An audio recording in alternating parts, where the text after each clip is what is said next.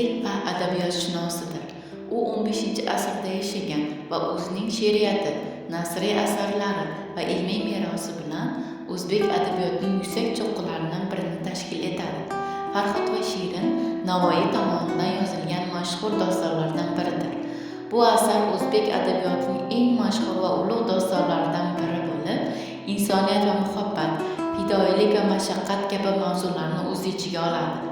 Farhod va Shirin dostonining asosiy qahramonlari Farhod ismli yosh yigit va Shirin ismli go'zal malikadir.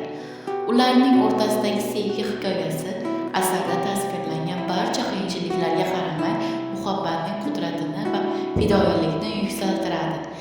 Dostonning syujeti qadimgi fors adabiyotidan olingan, ammo Navoiy uni yangi shaklda, o'ziga xos poetik uslubda yozgan. Asar nafaqat sevgi va azoblar haqida, balki insonning o'z maqsadlariga erishish uchun kurashi, tasavvufiy ma'nolarini chuqur yoritgan.